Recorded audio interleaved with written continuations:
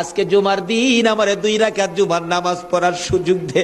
ও নবীর উম্মতেরা, নবীর আশিকেরা, হুসাইনের আশিকেরা গো, এই 2 রাকাত নামাজ জুমার নামাজ ছাইরো না, আমার নবীর শাফায়াত নসিব হবে না।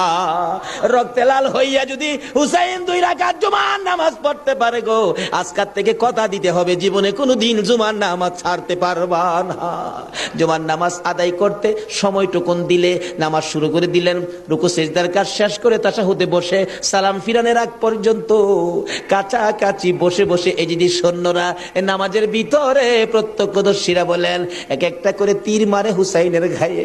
ডান দিক দিয়ে যদি তীরটা মারতো, বাম দিক দিয়ে বেরিয়ে যাইতো, সামনে দিয়া মারলে পিছন দিয়া বেরিয়ে যায়, এই কিসিমের তীর গো নামাজের ভিতরে বাহুতুরটা তীর লাগাইছে।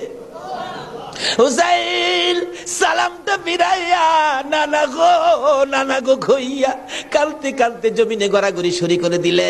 নিষ্ঠুর পাষাণ এই যদি সৈন্যের সীমার গলা কাইটা মাথা আলাদা করে নিয়ে গেছে।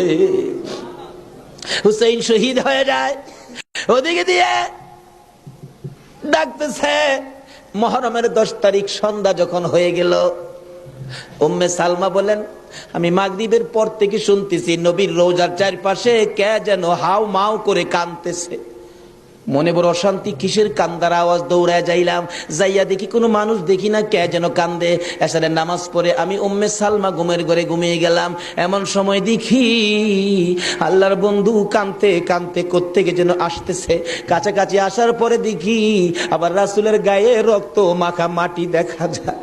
উম্মে সালমা বলেন হুজুর কেন কান্দেন রক্ত মাখা মাটি শরীরে লইয়া? আমার নবী বলেন উম্মে সালমা রে, বোতলের মাটির দিকে তাকাইয়া দেখ, বোতলের মাটির অবস্থাগুলো দেখ। উম্মে সালমা বলেন তাকাইয়া দিক